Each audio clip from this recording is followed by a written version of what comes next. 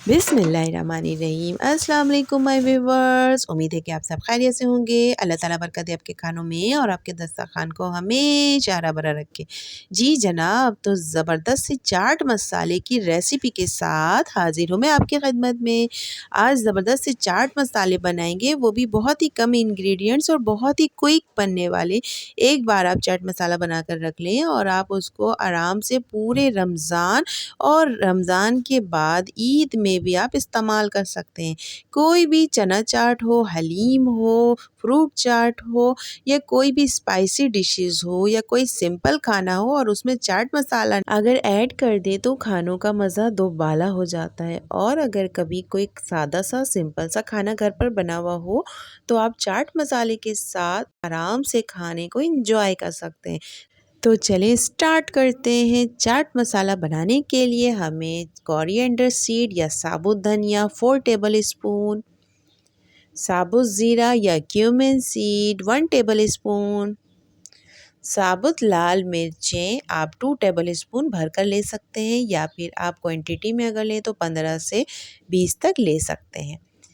इसके अलावा हमें चाहिए मैंगो पाउडर या आमचूर पाउडर 1 टीस्पून और काला नमक जो कि चाट मसालों की जान होती है वो भी हमें चाहिए 1 टीस्पून। आप इसमें नॉर्मल नमक भी यूज़ कर सकते हैं। काले नमक की क्वांटिटी को थोड़ी सी कम करके नॉर्मल नमक भी ऐड कर सकते हैं।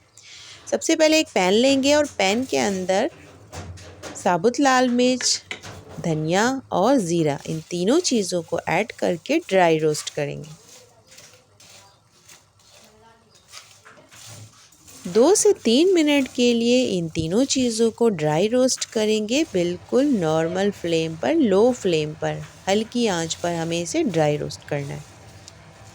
उस वक्त तक हमें ड्राई रोस्ट करना है जब तक इसकी खुशबू ना आने लग जाए।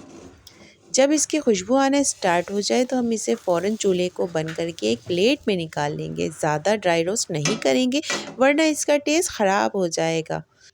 इन मसालों को थोड़ी देर के लिए ठंडा होने के लिए रख देंगे। गरम गरम हम इसे नहीं पीसेंगे वरना पीसते वक्त मसालों में नमी भी आ सकती है जिसकी वजह से कीड़ा लगने का भी डर होता है। जब मसाले अच्छी तरह से कूल डाउन हो जाए, ठंडे हो जाए तो फिर हम इसे मिक्सी जार में ऐड कर लेंगे और उसे पीस लेंगे। मसालों को आप अपनी मर्ज़ी के मुताबिक बहुत ज़्यादा बारीक या फिर थोड़ा सा कुटा कुटा हुआ भी रख सकते हैं। थोड़ा सा मैंने कुटा कुटा सा मसाले को रखा है और अच्छी तरह से इसको जब ये पिस गया तो एक बोल में निकाल लिया है। अब इसके बाद जो 2 ड्राई इंग्रेडिएंट्स रह गए थे हम इनको शामिल करेंगे जिसमें आमचूर का पाउडर और काला नमक है।